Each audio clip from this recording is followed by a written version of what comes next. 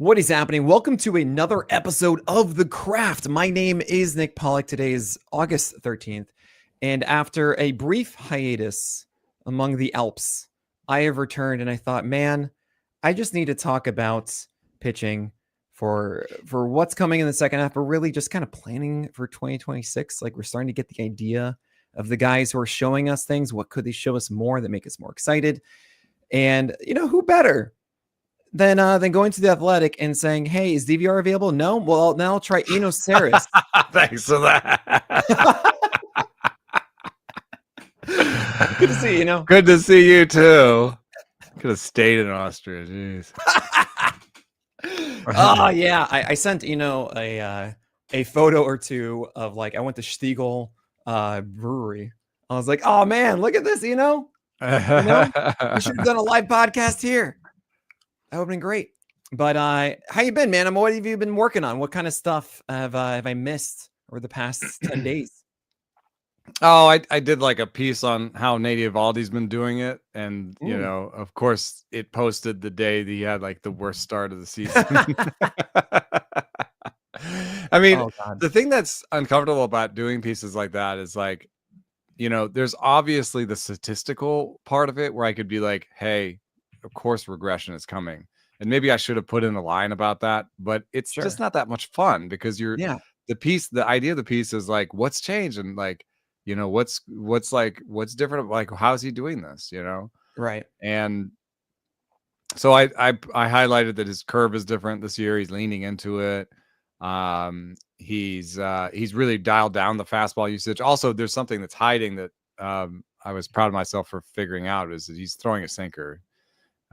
It's just not being captured by the machines. But he's throwing a sinker, dialed down the four seam usage, and changed the curveball. So there's definitely some things that he's doing that are good, and there's obviously also some regression coming from him. So I wrote about that, and I've got a piece coming about IVB where we're just. It seems it's a little bit funny because for our listeners, it may not have too much news. Well, sure, right, but still, when we talk about Vert and IVB, there's a lot of confusion about what it means and how to interpret it.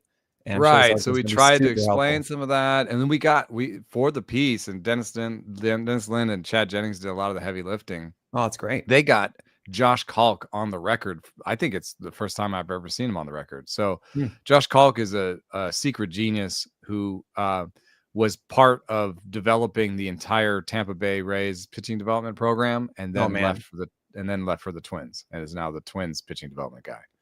I think he's an AGM at this point, but and when he was out in the public, he was writing for the Hardball Times. He wrote something called the Injury Zone Finder, which I think to some extent people still follow, which is using change in release points and velocity and zone rates to spot injury before it's too late.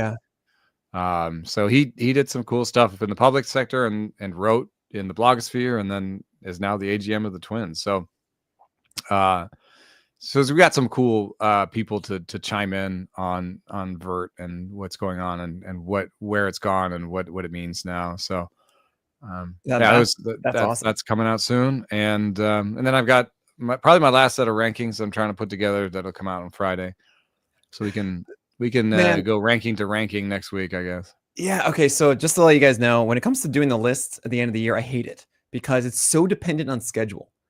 And I actually shift. And I don't even really look at that to just groups of like, just start them. And I just say like a sit and start for the rest of the month is what I do. Yeah, it's going to be, it's such a bear. I think it's a little bit easier for you maybe where you keep it weekly. So you have, and you said you have like basically a schedule report that's given to you. Well, no, all it is, it's not even like a ranking. It's like, I just put them into groups of like, you're going to start this, shut up, move on. And then you have like, okay, a couple of these you're going to go for, and so on. Like it's just so annoying. But I am making the leap finally and copying from you. Oh, you are? I'm taking the injured guys out. Yes, I just I wanted to do it now where it was like lower stakes, and then I could see from the commenters like what they preferred. And what I'm also doing is, and I don't know if you do this, I'm taking the minor league guys out. Oh, I never had minor league guys in there. You just don't even have. So they have to be in the big leagues. And They pitching, have to be basically. starting this week. Oh, okay. Because I do it once a week, right? I mean, if they're in the rotation, it's like a 5-day week, and they're gonna go. They're still in it, then fine. But if they're not in a rotation, they're not in unless they're confirmed to return this week. Yeah, and so right now I'm in the process of like pulling them out, and I'm trying to decide what kind of information I will include with the injured and minor leaguers. Mm-hmm. I'm thinking when I have minor league stuff plus, I think I want to keep it really simple. Just like maybe for the major leaguers, projected return date and rank if fully healthy. Yeah, that's really stuff. So I did actually. Okay, that's great. I just put what injury they have, and then relative rank when they're like normal. And because projected injury date, they don't always give you that. Well, the thing is, you change it so often. Yeah. And so I found myself every week spending so long updating the projected return. And I was like, I'm not doing this, guys. This is too much work. When it comes to minor leaguers, I think I don't do the best job of like the stash list for it. We have a really good prospect writer doing the top 10 pitchers to stash in redraft leagues. And I always take a look at that one as well. But it's so annoying because like suddenly guys that you don't expect to be promoted are just there. And it's like, well, okay. I used to even have a thing. I don't talk about prospects until they make a start in the first place. So I don't know. Yeah, for the minor leaguers, a lot of them have pitched in AAA. Mm-hmm. So I think people would be interested in a AAA Stuff Plus, which is they have to go all the way to my Google Doc to find that. Okay. So if I could just pull that out, I think maybe rank if in the big leagues plus my AAA Stuff Plus might just be the two. Yeah, that just honestly. And you've inspired me. I won't do projected return date because I don't know what it is. There's no way. I think maybe what I'll do is last injury note. Yeah, just like, or it could be like shut down for 2 weeks. You know, yeah, but even that you have to pay every time, and it's just the worst, man. Throwing bullpens. Well, I don't do it weekly, so just a note, and they can see, he's throwing bullpens. Maybe I'm into it, Yeah, sure. So a couple other things here. One, you mentioned the Eovaldi thing, like putting a thing out on the same day. There's to me, it's like one of my funniest articles ever. It was on June 21st, 2018. I put out an article called Pitcher Spotlight. This is on Rotographs. Chad Kuhl may have figured it out. Oh, nice. And I did this whole thing, and it was great about like, look, he's added a slider now. Look at the slider. It does great. And this is also 2018 when like adding a slider and throwing it 40% of the time or something like 30% is like, whoa, that's a weird thing. And so I said, I literally wrote at the end of it, I think it is, I'm literally publishing this like an hour before his start goes because I'm that confident. He left that game after 2 innings and got Tommy John surgery. That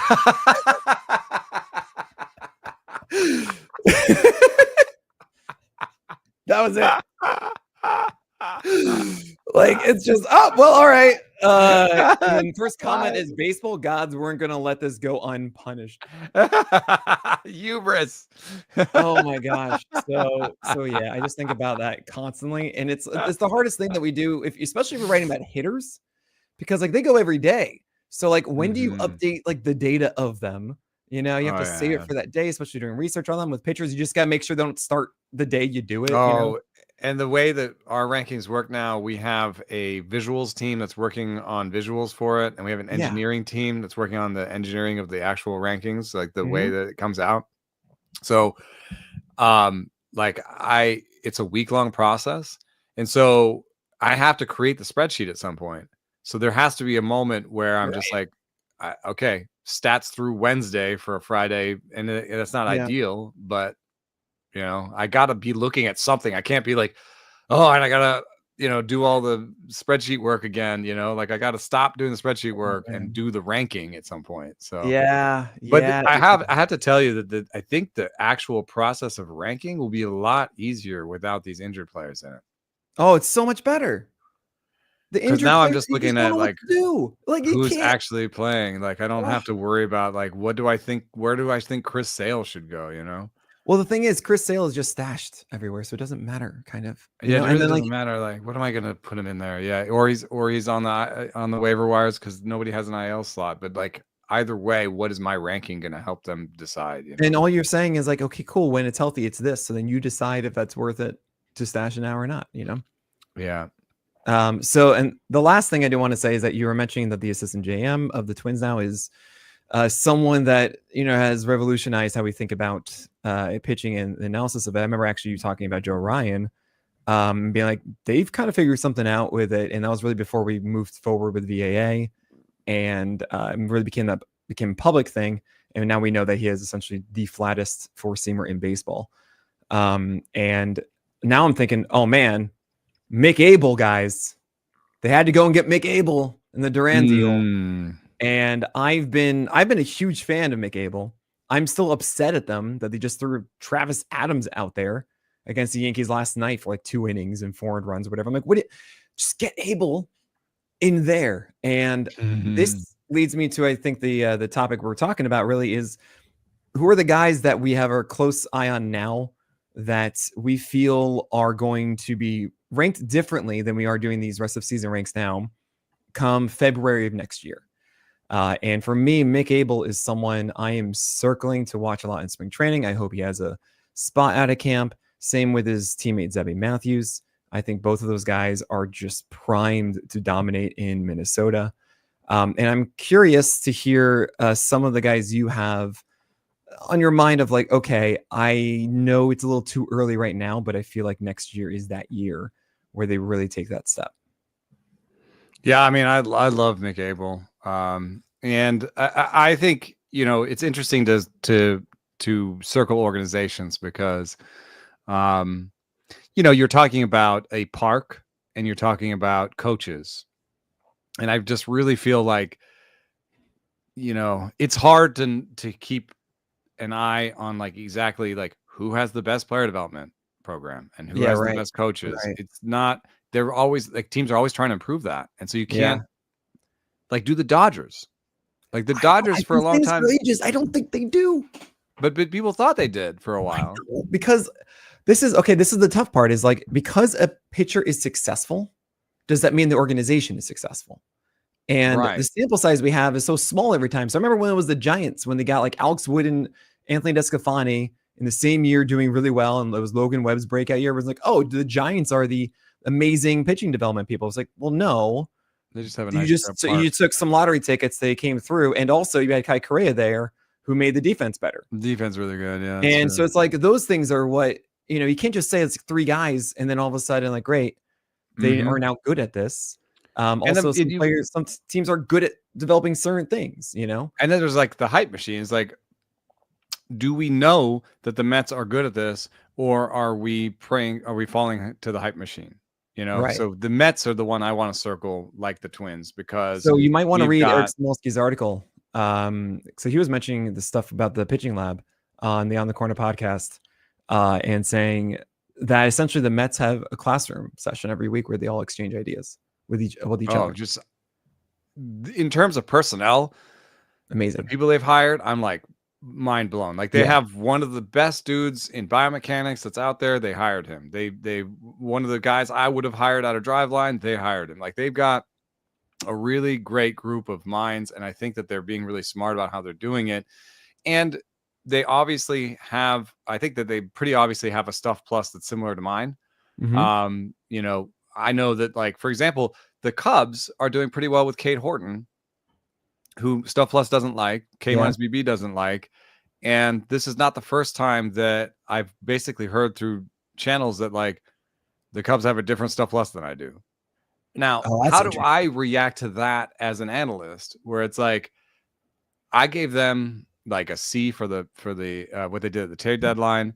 And we were trying to give Jed Hoyer a grade. And I was like, I can't give Jed Hoyer. I give Jed Hoyer like an A for the lineup and like a D for the rotation. Like, honestly, so he's had Steele, you know, they've had Cut Ride. Cut Ride was like, you know, that was an innovation that they kind of did. And then Cade Horton is outperforming my model. So that's my subjectivity where I'm now like, I'm not giving the Cubs enough credit, and I'm not giving Cade Horton enough credit. So Cade Horton is someone I want to watch.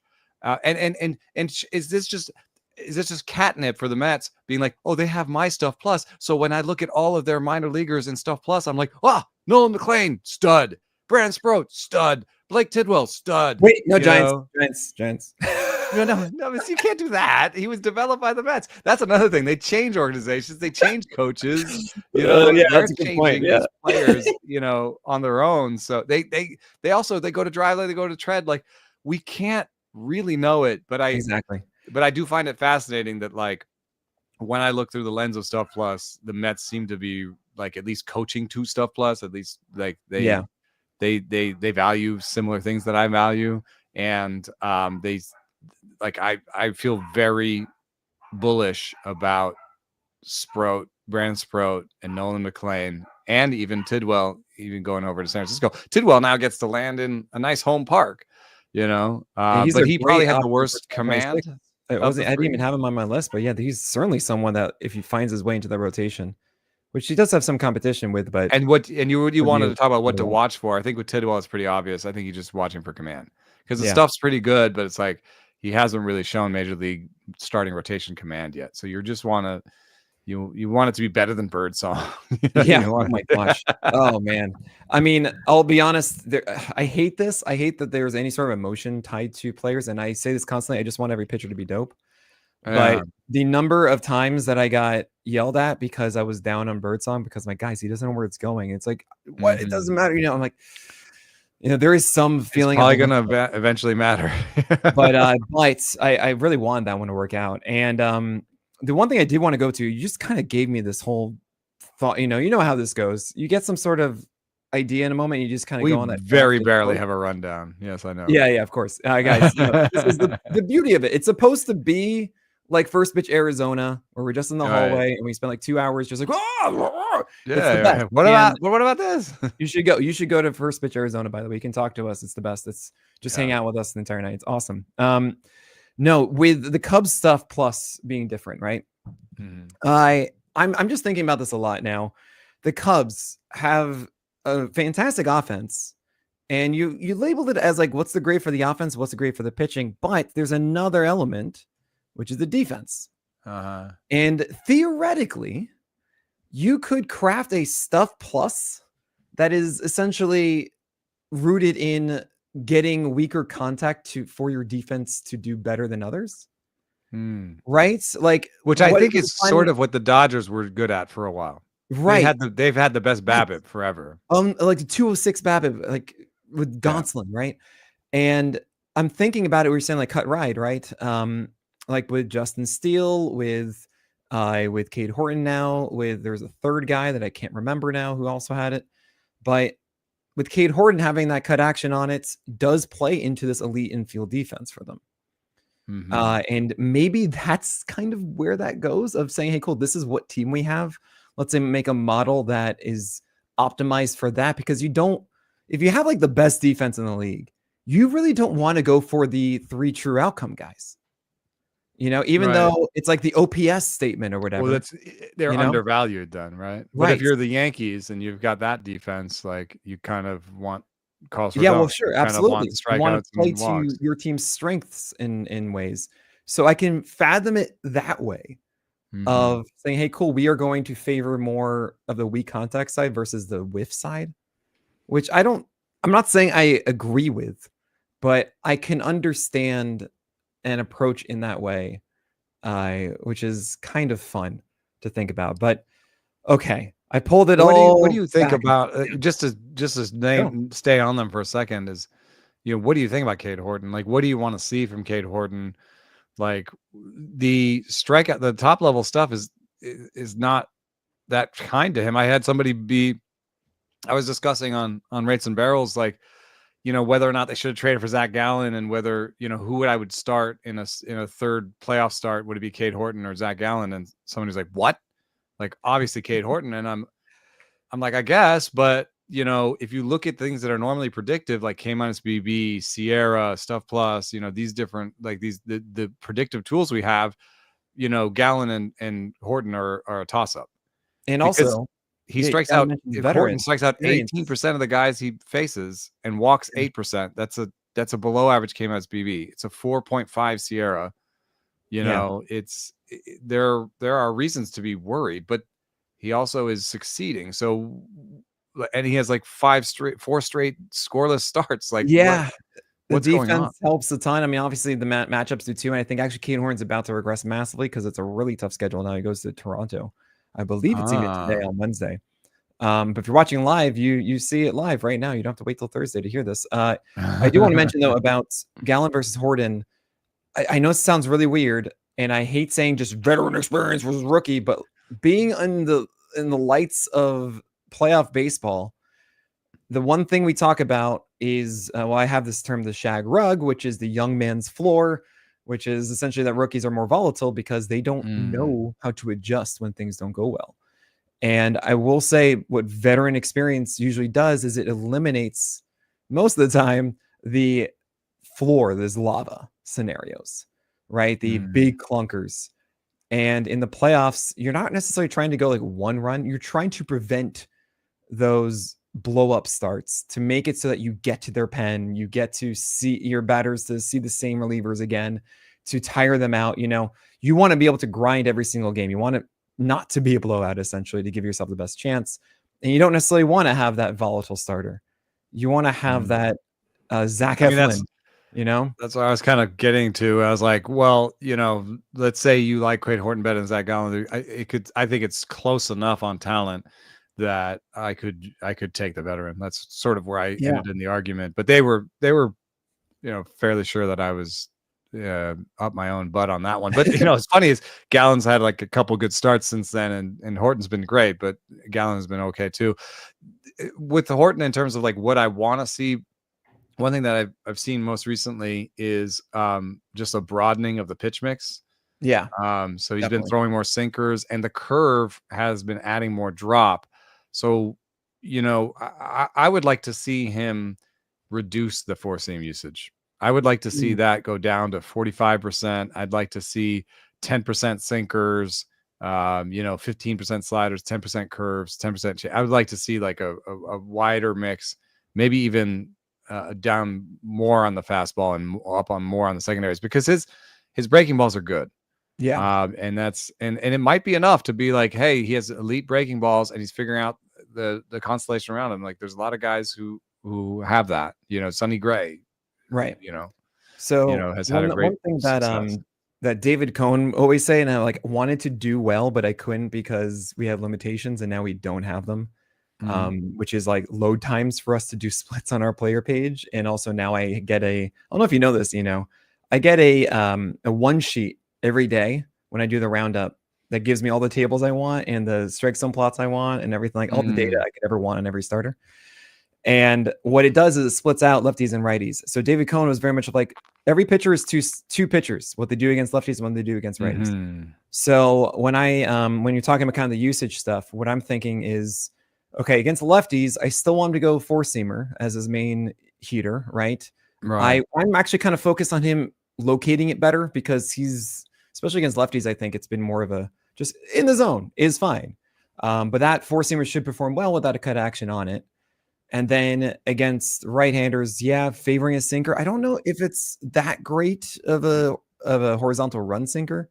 I don't remember, but I feel like it's like I just want him to like have 2 fastballs against righties, you know. Absolutely, like, that sounds them off each great other. to me. And he could really play with the 4-seamer away, honestly, because of the cut action with it, and then play with the sweeper as well, being like, okay, is it going to come off or not?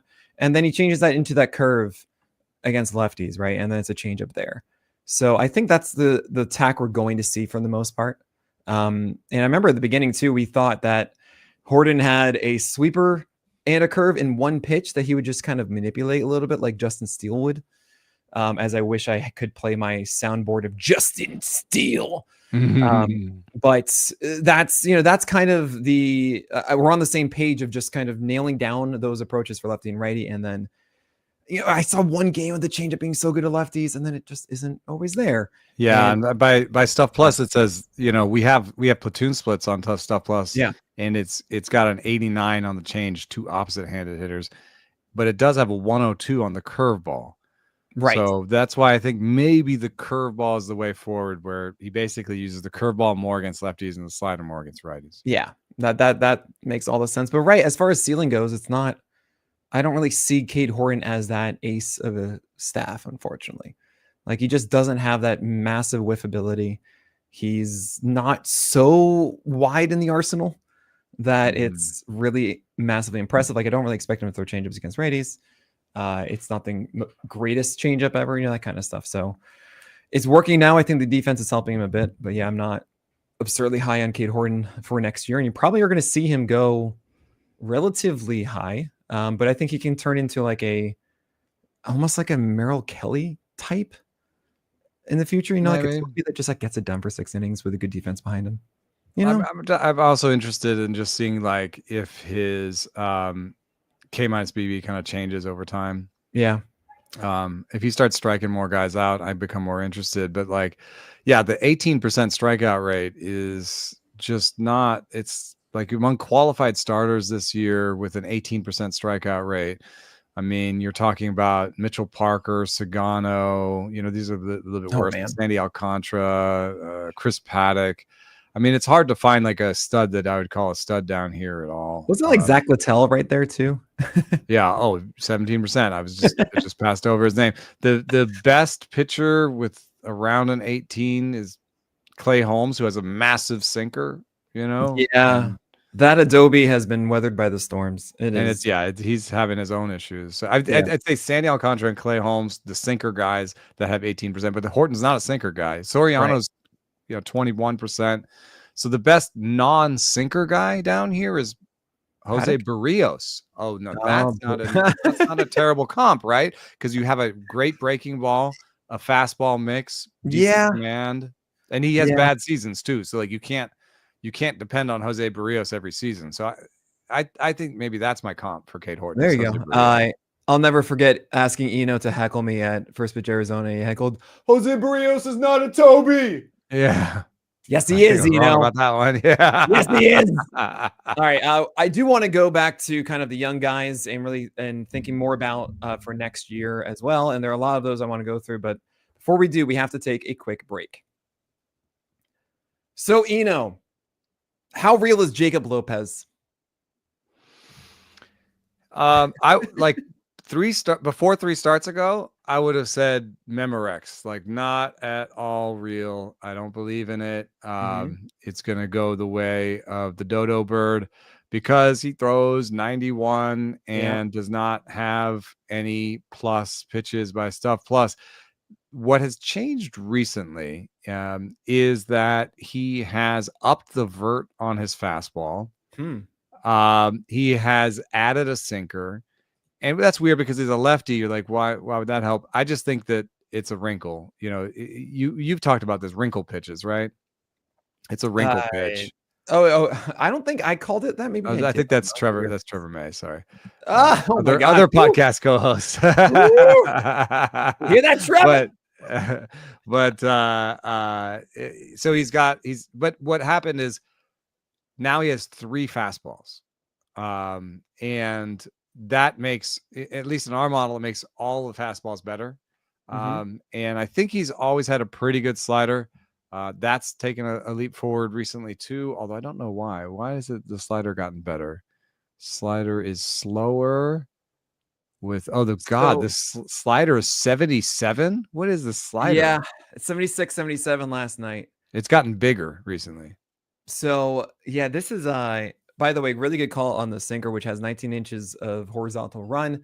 The vert on the 4-seamer is still 12, which is actually more drop than Corbin Burns' cutter before Tommy John. Yeah, but he's a really low, like what's his arm angle? So this is the interesting thing about Jacob Lopez, and this is something that I want to be able to quantify more so I can identify it and pretty much put a label on these guys, which is he's very crossbody lefty slinger. So 7.2 degree arm angle on those 4-seamers and sinkers. So you throw those two things together and you have a different look than you're used to. It reminds me a little of like how Chris Sale will be super wide, and all of a sudden now you get this big slider that is like 77, 79 or so coming across. And the most intriguing part about his game, it is like the Fratty Pirate, right?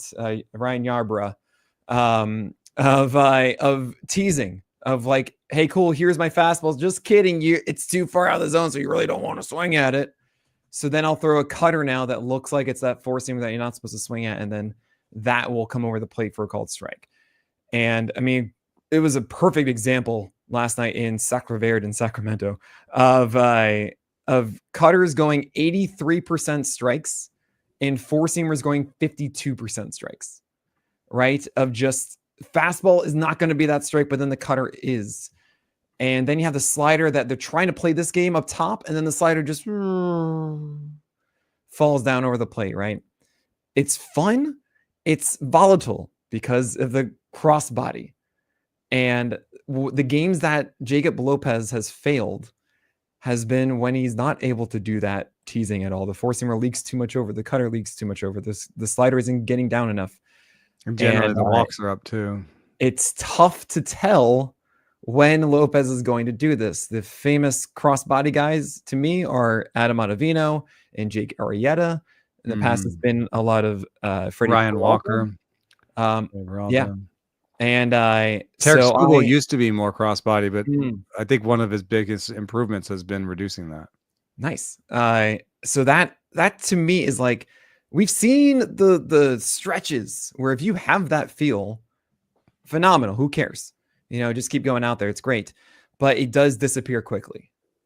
And the one thing that he has over Cade Horton, though, Lopez has 103 strikeouts in 84 innings against 30 walks. Like, at least like some basic, fundamental peripherals are in the positive for him. And also the schedule is much better moving forward right now than Cade Horton, which is obviously more short term and everything, but it's interesting. I also wonder like how Sacramento, are they going to make adjustments to the park? Oh gosh. Like, because it was such a difficult place. Like, if you're thinking about getting Jacob Lopez next year, like, I know that he's been pretty good at home, but I think that every Sacramento pitcher next year is going to get a little bit of a ding because you're not sure how often you're going to use him at home.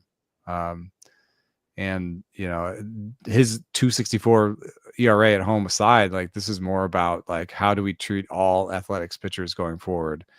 And I think that's going to reduce it. So if you take 90-mile-an-hour fastball, plus pitches in Sacramento, you may end up being undervalued. But I also got burned by some of these A's pitchers this year, these more peripheral A's pitchers. So I don't know if I'm going to anoint him a big sleeper for next year, but I definitely like him a lot more after the last 3 or 4 games than I did before. Definitely. I don't think I can really jump into it. I mean, JT Ginn had such a cool start the other day of essentially 4 pitches on different 4 corners, and it was, this is what's supposed to be. And like, oh, cool, you're probably not going to do that again.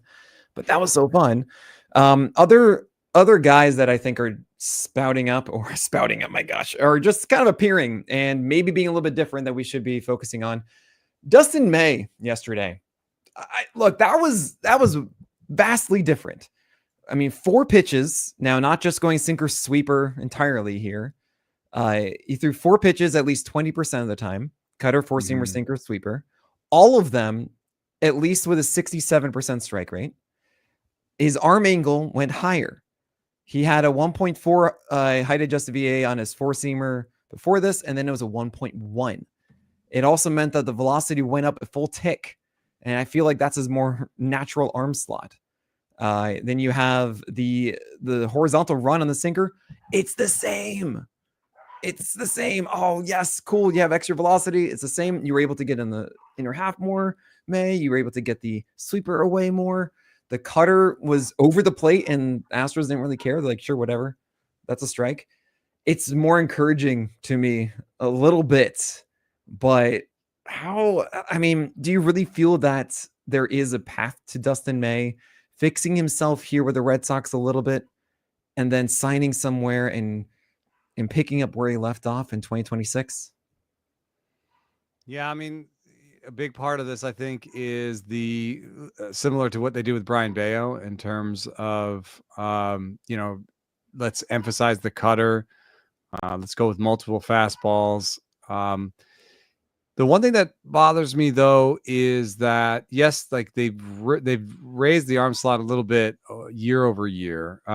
Within this year. But year over year, It's been more of a it's been the lower arm slot this year Right. than ever before. Oh, So interesting. maybe he's rediscovering his old arm slot. That would be probably positive news for me, because I think he has in his core this really extreme sinker slider sideways action, that if he can get a little bit higher up, and his arm angle was close to 30 degrees in the last two starts, and that's on the four seam, and that he was always above 30 degrees before this year. So if he can get to that, we've seen a version of Dustin May that had not a great four seam, but a good four seam, and a good cutter to play with that. And once you have that good four seam and cutter, then the sideways stuff works better, because you can pop up in the zone. You're not just living at the bottom of the zone and living left to right. So I think it's possible, but he is a lot more of a conventional pitcher than when he first came into the big leagues. Yeah. He's the sinker sweeper guy right now. And I think that just reduces his upside. So I don't know that I don't think he's going to be like a top 40 pitcher for me next year. So when the Cubs sign him, are you going to change it? Just to get well, he has a career 263 BABIP, so he's already he is made for them if they keep the same defense and everything, right? But yeah, that would be an interesting fit there. Unfortunately, the Cubs won't have to give away one of their top prospects for him. Maybe it's a comp pick. No, they wouldn't. And I do want to go back a little bit to say like Troy Melton, who's kind of a similar thing to the Zebby Matthews situation, maybe a little bit with Mick Abel. Where are you on him? Let's say he does actually have a solidified rotation for the Tigers. Are you circling him as like, guys, this is a dude that you need to be going and drafting everywhere? Yes, I'm into Troy Melton. Good. Because yes, we are into Troy Melton. Yeah, we're into Troy Melton. The one thing that I like is that he's got this 36-degree arm angle, which is not super over the top. But then when you look at his fastball, it's got more horizontal and more vertical than you'd expect given his slot. He also comes in with good velo at what is he at? 96, 97, 96. Yeah. And so, I like that about him. I like that there's a pretty advanced mix there, where he's throwing the four seam, the slider, 40 seam, 40% slider, 27, sinker 11, cutter 9, split 7, for curve 5. I like that the model, likes all of his pitches, especially in concert, the way he's using them. So it really looks like a wide mix with good stuff and good command. It's one of those things where I'm like, this is a duh. Like, this is going to work out. This is the easy, right? What's even hilarious is that he's actually going literally right now against the White Sox. It's a surprise start. It was looking like it was Troy Melton, then maybe Kadir Montero. And no, it's Melton. He has gone 5 innings with 1 hit, 0 runs, 0 walks, 6 strikeouts on 56 pitches. I guess what is interesting from a real life baseball as well as a fantasy baseball is just the usage. Like, this is a little bit of a weird thing where just like a pop-up start and he's in the bullpen and like, I guess he has 75 innings in the minor leagues this year, plus 17 in the majors, plus today. So we're closing in on 100 innings. 2024, he had 100 innings in the minors. And then the year before that, he had 92. So you think maybe he's running out of innings. Maybe they only want to get to 125, 150. I think 150 would be stretching it, right? If he was 100 last year. I mean, yeah, it's to me, it's like when it comes to before the 120 season, you're up to about 140 at most. Yeah. And then that's kind of how I think about it, not really percentage wise. So yeah, 120, 140 is where they want to go probably. But at the same time, like, you have to think about, this is a team, the Tigers, that like did very little at the deadline. Yeah. And, they get Skubal for 1 more year. They said recently, Scott Harris said recently, I don't believe in windows. So, congratulations, but do Windows believe in you? The school's going to be gone, and no matter how good their farm system is there another school coming? Maybe. I don't think it's I can't tell you right now. Melton's going to be Melton. One of, like, the it is Melton. but so you have to think about, like, is Melton going to be one of our best pitchers going forward after this? So we have to be really careful with him. But we didn't get enough help really at the top of our rotation. Like, what are we rolling out there in a 7-game series? Yeah. Like, who's rolling out in games 3 and 4? And if it's Mize and Pollack in games 3 and 4, like, we're going to be using Melton a lot. Yeah. Right? I would think. So, I mean, yeah, Mize, I think, is locked in for that 3 at the moment. So then I guess Pollack or Morton, and you can maybe use Pollack, Morton, and Cobb and Gibson Long in, like, short, long ways, like you sort of 2-inning, 3-inning, and cobble together. They are pitching chaos. They're going to do this, but I think there's going to be a real temptation to use Melton a lot. And even when I think about the bullpen, I'm like, oh, I like Vest, and for what it's worth, I called him to be the closer really early and have tons of shares. And so I'm patting myself on the back real quick, but I do not like Kyle Finnegan that much. Canley, change up after change up after change up, I think gets you in trouble. Is he hurt right now? And Rafael Montero is not a guy I would have picked up. So, like, if you're telling me what number pitcher is he in the bullpen, I'm like, he's your third best pitcher in the bullpen, maybe second. Maybe first. Yeah, and he's your third best pitcher.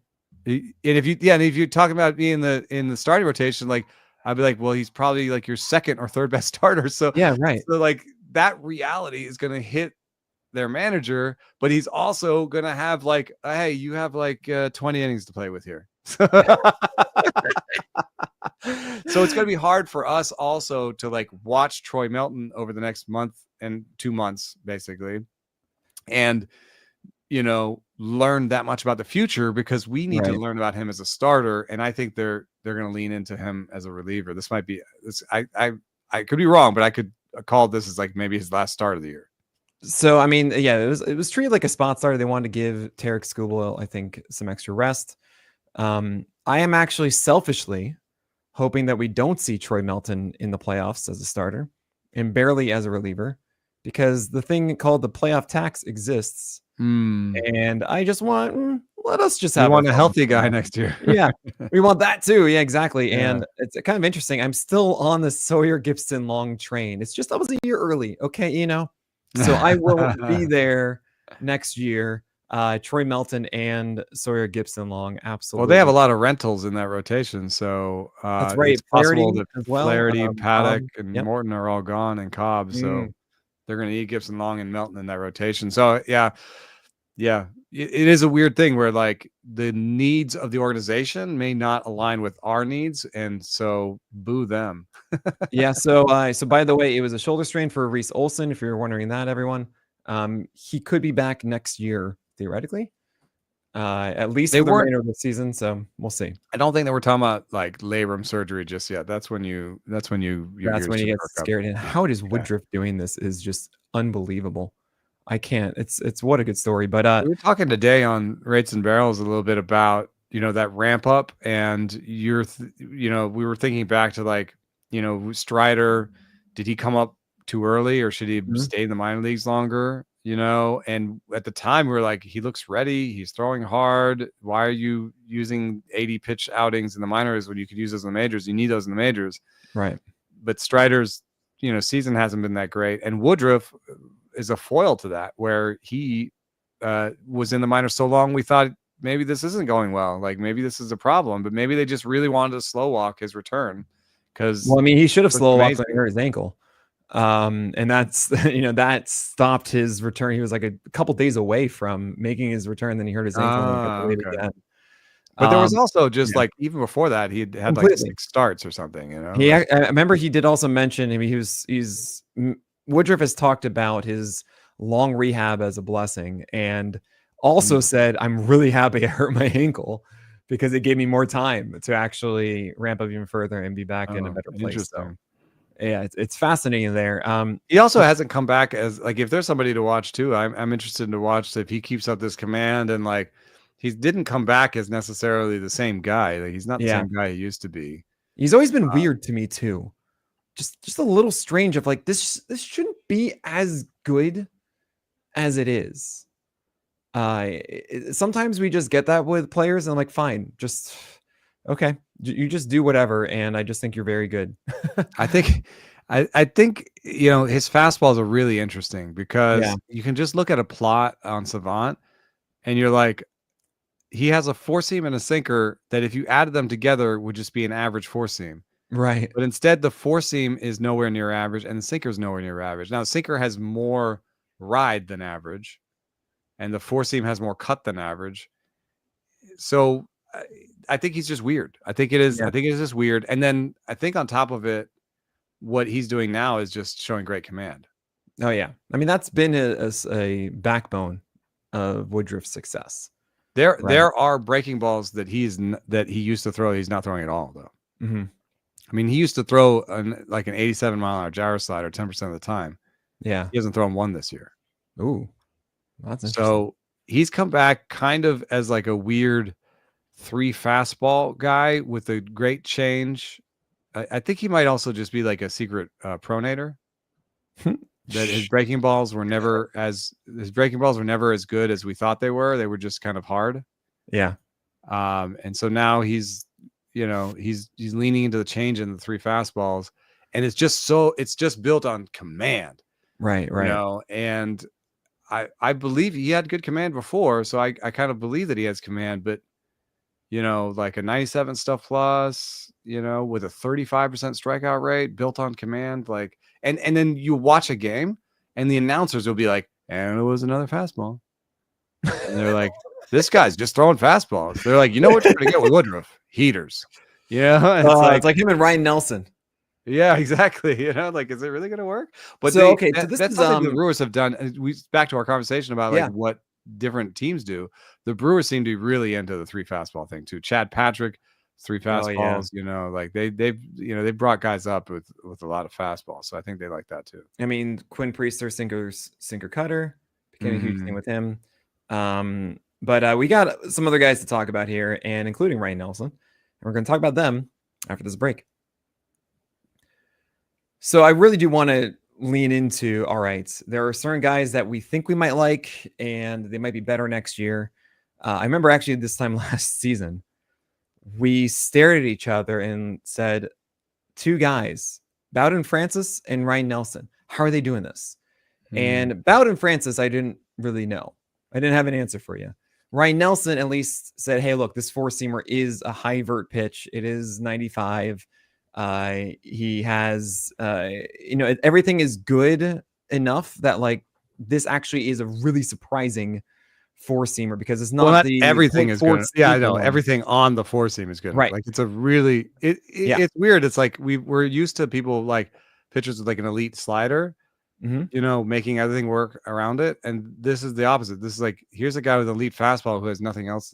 It's shocking how much he's tried. He literally has tried everything in here: cutter, slider, curveball, change. We've seen them, and it's like every single start, he's like pulling the wheel, being like, no, no, that's not working. And it's like 4 of each of them, you know. And it's just one of those things. Someday, something has to click. Something. Maybe just throw the ball a little bit further back into your hand, and that's a slower version of the fastball, and that works or something. I don't know. But seeing Ryan Nelson seize the rotation spot for the second time, once Jordan Montgomery didn't work out or whatever, do you have confidence that he will pick this up next year and have a number 2 pitch that is better than whatever he's throwing on a given night now? No, I have no confidence in that. But I mean, so then is it like this, or is this the peak then for Ryan Nelson? Your view? It sounds like you think it's the peak. I mean, it's weird. Is like Stuff Plus likes his slider the last 2 games, but like I can't find a difference in it at all. Right. Yeah, I don't know. I got nothing for you there. like, could he throw this? I mean, I'm like, okay, if you don't have a good a slider, throw it hard. Well, I mean, he's throwing at 86, and he had some games where he was throwing at 89. Like, and also there's like at least a little bit of research that, you know, throwing a 90-mile slider is not that good for you. Oh yeah, yeah. I mean, it's interesting, you know, the difference between a slider and cutter. I remember we've talked about that before. When do you add grains of sand to make it a heap, kind of? And you know, sometimes a lot of those 91-mile-per-hour sliders are really just cutters in disguise. But he also throws a cutter, gyro slider. Then it's like, okay, that's a proper 91. Has he tried a kick change yet? Right?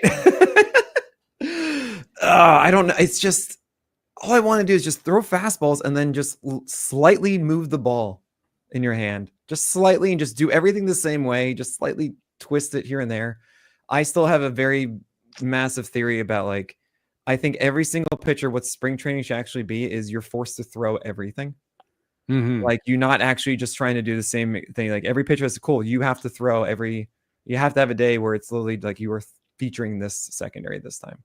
You know, and you're just trying this. You're just cool. Just experiment.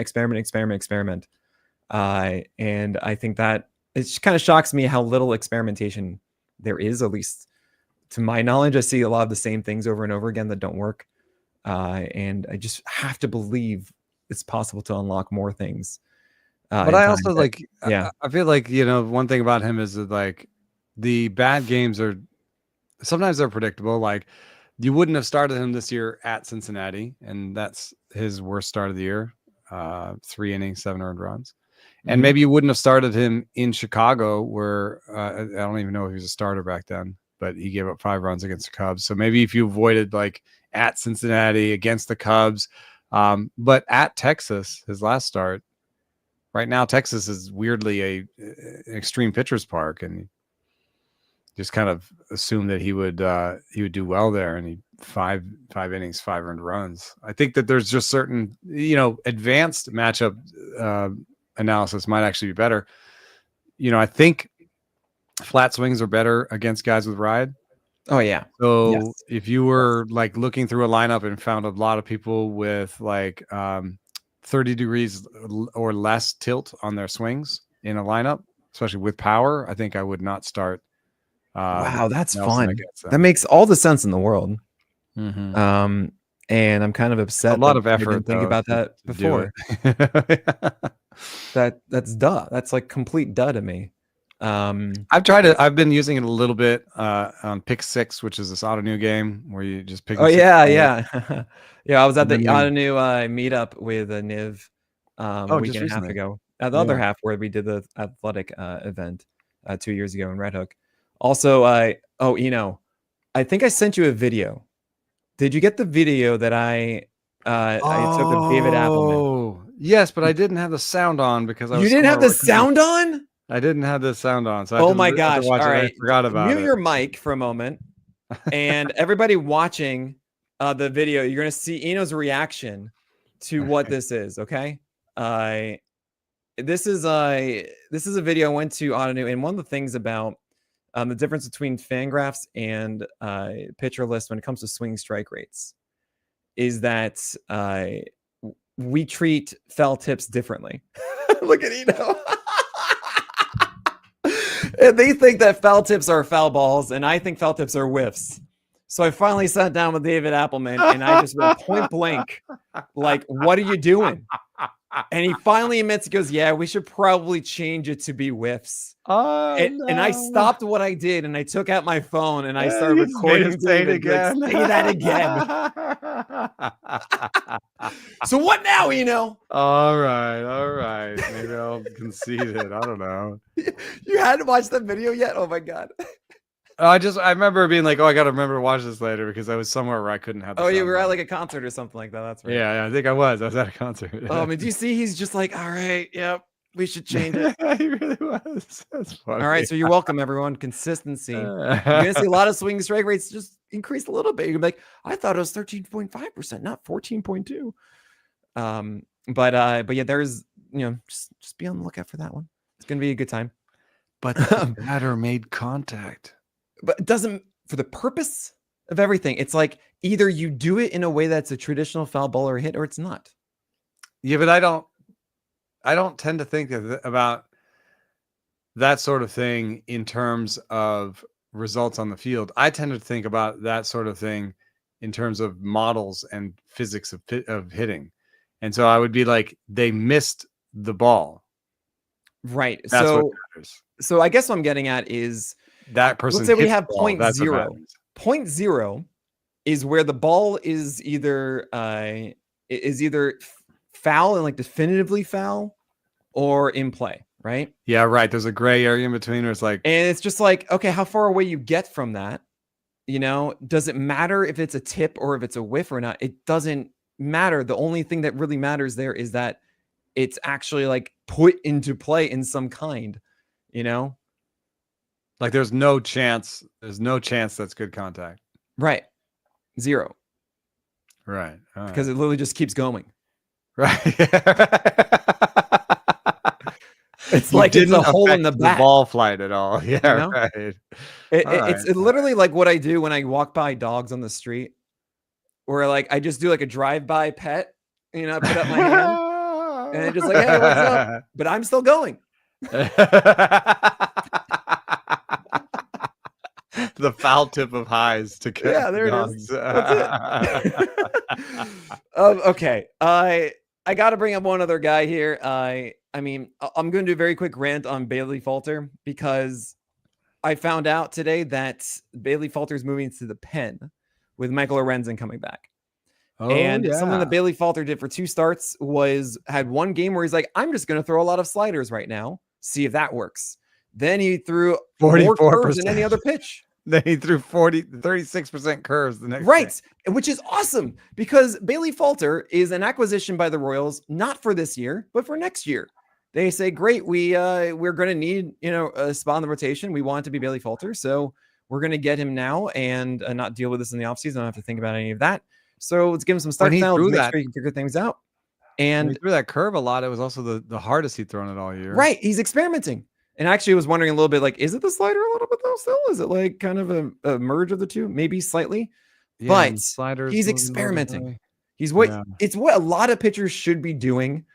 And it goes back to the other thing. I guess this is why they sent him down, is because they, you know, to the bullpen. Well, to the bullpen, yeah, that's weird. Not to the minors, so he's not starting. It's not like he's on an innings limit or something like that. Like, no, he's totally within the realms of what he should be doing. And they are favoring. His fastball is clearly his best pitch. 100%. And he's not throwing as much because he should be trying to find number 2, right? Yeah. Like, who cares about these games right now? Let's make you as good as we can for 2026. And not enough players get to do that because they're fighting for tomorrow so often, right? So this is the perfect scenario. You go to Bailey Falter and say, hey, man, we just want you to do this. Great. You know what? Never mind. Let's let the 1-year rental of Lorenzen get starts right now instead, and then just not let you develop fully. They're trying to stay in the race. What race? I mean, yeah, they're 7 games back from the 3rd wild card spot. No, 4 games back. Okay, with how many teams fighting for it? I mean, yeah, they're behind. They're behind teams that are not in the wild card. They're behind 2 teams that are not in the wild card. Okay. So I don't know. It's like, you know, it's close enough that I guess. Is Lorenzen giving you that much more of a chance? No, I don't know. I don't know. You know, I don't know. It drives me wild. And the thing is, like the Bailey Falter thing was a joke, a bit of like, okay, it's the Rays that said it once, and I'm just going to keep saying it forever. And I'll still say 93, 94 with really good extension. And that's such a good baseline. And it's like the Ryan Nelson problem of like, you just got to find something else here. And hopefully you find it. And that might be kind of cool when it does. But you got to give him an opportunity to do that. And I always be upset at starters I feel are not getting the opportunity to be their best selves that deserve it. So that's the Bailey Falter rant. But I have a happier rant if we want to conclude on a veteran that could be affecting his draft stock next year. I've had people ask me if my daughter married Dylan Cease or something. because I've kept him at the top of the rankings because strikeout minus walk rate predicted somebody that would have like a 3.40 ERA. It's been, like a top 20 strikeout minus walk rate. The stuff plus is good.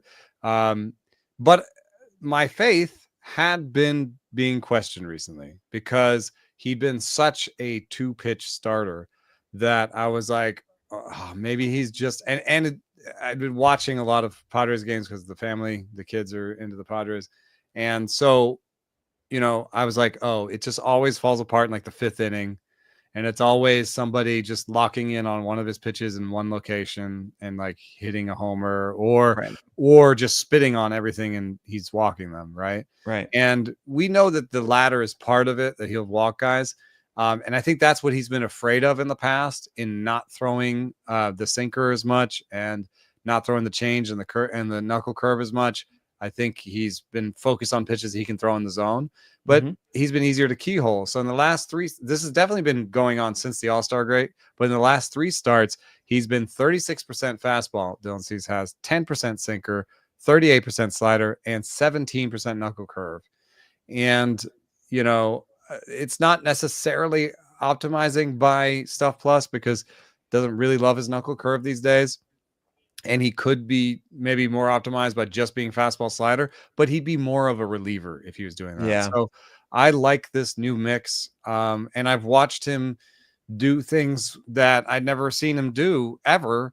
Like I was watching a game where he tripled up on the knuckle curve and I was just like, wow, like what? Like he has maybe he did that in like his rookie or sophomore year, but like since then he's really not used the knuckle curve the same way. So to triple up on the knuckle curve, I'm sure the hitter's like, now comes the slider. Okay, now comes the slider, Yeah.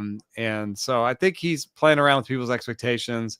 And I bet you he gets a pretty big deal. I bet you he gets a deal that surprises the people that are still using ERA, as their primary way in.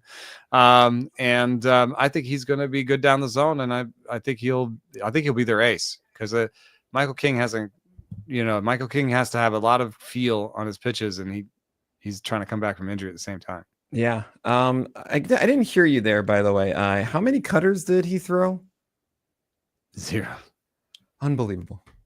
Yeah, he never went that direction. Well, he did. He had like experimentation of like 2 or 3, and he would always use it trying to be that perfect up and in cutter. But the thing is, the guys, as you mentioned, would keyhole in on 4-seamers. So when he began the cutter, it kind of would help them at times. Of like when you would think it would be the 4-seamer, but then they wouldn't get on top of it. It's a little bit more hitter. Isn't it a little bit easier to hit? Right. A little bit lower. So I've been yelling that like it's not supposed to be that. It's supposed to be like down and away. It's supposed to be like the Corbin Burns backdoor cutter. Get a called strike. Just like this should be your called strike safety net.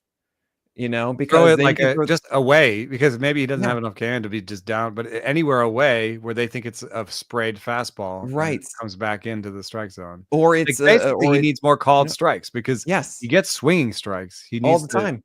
He needs to think about called strikes, and that's where the sinker and curve can do something similar, though, right? Because he's hoping they take it, take it, and they take it for a strike. But I mean, I was going.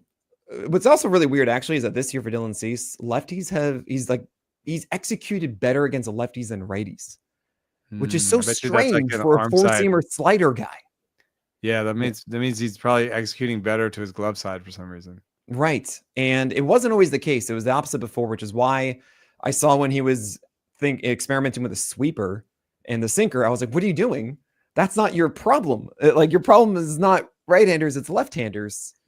And that's why I've been yelling about the cutter. I still feel that the curve, which I'm with you. I love the fact that you tripled up. That's insane. Yeah.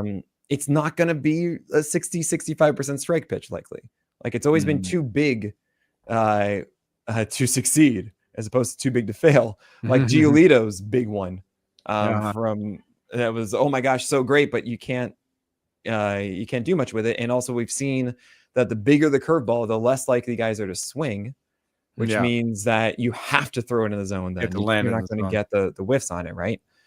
So where's the cutter, man? Where is it? By the way, I think that sometimes this is something that like Strider said to me. I think that pitchers are really fascinated with and optimized for the swinging strike. That's what they want. That's right. like, I beat you. I threw it and I beat you, Yeah. But the called strike, and like when you talk to guys who are, a little bit more in the thrower, pitcher versus thrower, like the more pitchers, they'll talk about like, oh, like you can throw a pitch that looks really bad that they're just going to be so early on, impossibly early on, and you just foul ball. Hey, that's a strike. Thanks. Layoff fastballs. It's what I threw in high school. Yeah. My senior year of high school, I think literally the best game I ever pitched was 5 innings. When I should have gone 7, but it was like the first day of spring ball, against like one of the top rated high schools. I didn't even know it was. And I was throwing like 80, 81 at the time, something like that at my peak. But I was throwing 4-seamers, or actually sinkers, at like from 74 to 81. I would do layoff fastballs whenever I'd get behind in like 2-1 or something like that. I would just throw like a 74-mile-an-hour fastball. Yeah, and like they would roll over it and hit ground balls, and I would get outs because they'd be a little bit too far out in front because they'd be timed to your 78. And this 80. is what Tom Glavine would do, right? Mm-hmm. And that's where I learned that from. And I unfortunately did a layoff fastball at 2-1 to Dylan Betances at the end of the year, who he hit that's the one 400 feet over the west end of the wall. When my catcher came out and said, "Wow," which I finally got to tell very nice earlier this year. Oh my gosh! Finally told Eric. him, Eric wasn't actually your catcher. He was Eric was at Packer, the rival high school. Oh, okay. He's also like 4 years older than me, 5 years older than me. Oh, okay. I still like I like the story better if it's Eric going. Yeah. Wow. I do too. I mean, Eric would not have let me do that. I'll tell you that. But no, the layoff fastball is actually a dying art. And I really Lance Lynn used to definitely throw it. Yeah. It really is a super effective thing. And like, it's really hard to teach someone, hey, throw this like 85, 90% as opposed to 95, 100% now, right? It's I just think not to some what extent happens. the multiple fastball thing is sort of giving people cover for the layoff fastball. That's a great point. Yeah. Yeah. Like just throw your sinker, and you're not like with the sinker, you're not going to be like, if you're a 4-seam guy, it's not going to be as comfortable. You're going to sort of lay it in there, but you're going to rely on the shape being so different that the hitter's like, what's that? Right. Oh, it needs to come back in a big way. And yeah, as you see, of course, with the guys who are the pitchers instead of the throwers, they're very much of like, yeah, how do I throw that first pitch curveball for a strike? Mm-hmm. How do I get in there? This is what David Cohn would throw, like 68-mile-per-hour curves in there. Just like, oh my gosh, how did they did this in a work? I think you're even seeing it from like Robbie Ray, and like, these are guys that I've had discussions about where I've been like, adding a pitch, softens their third time through order penalty, and they've both been like, yeah, but I want to throw pitches that dominate, and you're like, well, but like with like Robbie Ray, he's throwing like the changeup and the curve, and he's like throwing one of his widest mixes he ever thrown. Now Cease's getting there, so I think and if you age fastball usage, if you look at aging curves of fastball usage, it just goes down. So to some extent, I think the league teaches you how to do this. Sure. And that's why it's like, oh, my fastball's so dominant. And they're like, not as dominant as it used to be. It's why we love guys like Zebby Matthews and Troy Melton, guys, because they do have the wide arsenal from the get-go. Yeah. And the last one I do want to mention is, I'm going to get to him finally, Cade Cavalli. How do you feel about him so far after 2 starts? What we've seen is 97, 98-mile-per-hour fastballs. Not good shape. It's kind of empty velocity, as I like to say, just the velocity, and everything else is like, eh. And then you have this curveball that I want to say it's the debut, but it's not, because he made that 1 start in 2022. He had an 89-mile-per-hour curve that is one of the prettiest pitches. A hard curve like that is just gorgeous. It's like snaps to the glove. Oh my god! Like the Kimbrel power curve. Yeah. Early Lance McCullers curve. Yordano Ventura. Oh god. Oh man, they were so good. And this one, I mean, it's averaging 85, 86. And in the last start, it was a 41% strike rate as opposed to like the 60% plus of the previous one. And that was really his downfall. It's really 12-6 too. It's not a lot of sideways. It's gorgeous. And the thing is, all right, outside of that curve, is the changeup good enough? The fastball can't really survive on its own. Do you feel that Cade Cavalli is going to adapt with the Nationals and is someone that not only, let alone a 2026, but just even the rest of August and September is someone we should keep an eye on. I think you're right to highlight, the cutter, the slider, the change, like his worst pitches. Like, right. He's thrown, maybe what, like there was 10 combined cutters. Yeah, there were 2 cutters that were like, whoa, maybe that's it in his last start.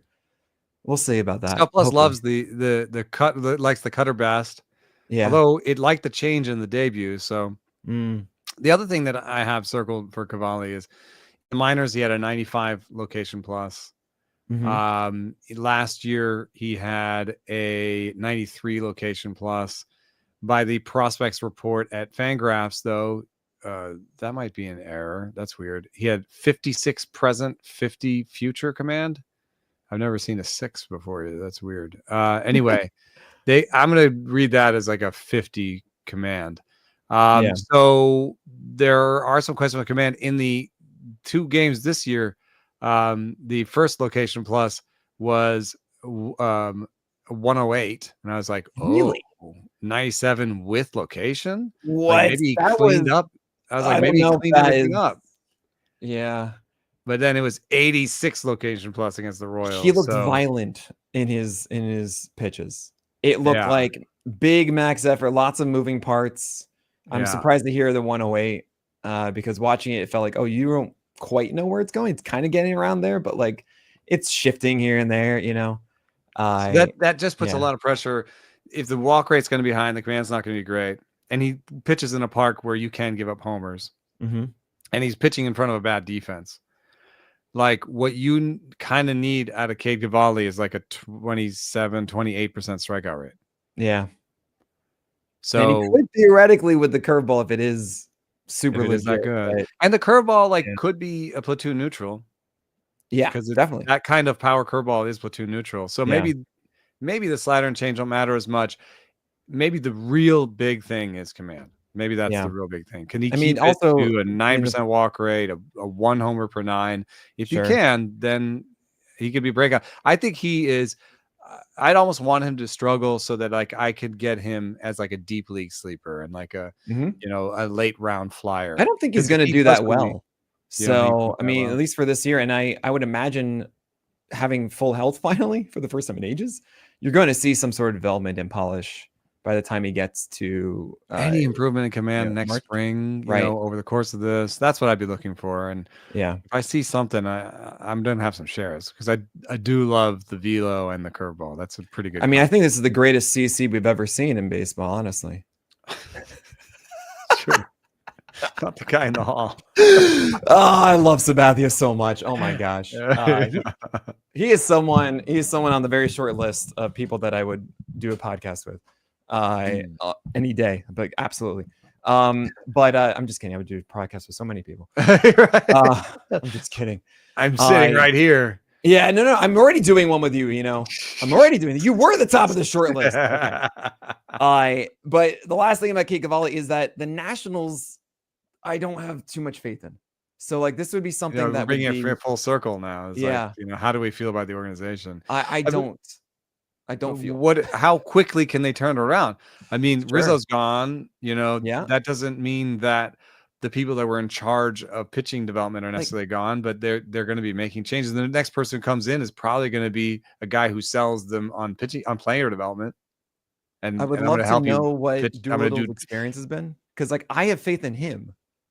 Right. But he's kind of like getting information to major league pitchers. So so he's passing it along. That's like almost like the final piece of the puzzle. Like we need to know like what does a rehab coordinator look like, and what does their biomechanics guy look like, and what is their single A pitching coach telling their people. Yeah, well, I can't believe I'm surprised there isn't like a player that says, all right, I'll sign with you, but only if you give X amount of dollars to your minor league system. You can only spend on pitching coaches. Because I will be here, but I need to know that you are developing talent to make sure that this is worth my time. Yeah, right. I'm just saying, like you do Juan Soto at $750 million, but just say, you know what? Let's just give here's $30 million towards that. Yeah, $200,000. Like, you'll be happier, Juan. Trust me. Yeah. All right. On that point, I know I'm ending with a hitter. I can't believe it. The last name I said was a hitter. So Spencer Arrighetti. Anyway, so just gonna say it. That's gonna yell do his for this name episode out, of and the then draft. later. I just got to make sure. I'm Spencer Arrighetti. I'm still very much in on the 5 walks. Doesn't matter. I think he's very good. There's so many other guys I want to talk about. We'll have to save it for next week. Thank you so much for joining me on this one. I look forward to your rankings. We'll obviously have a discussion about those when those come out. But that is it for today. So my name is Nick Pollack, and may you listen again next week as we talk about the craft of pitching. You landed that plane.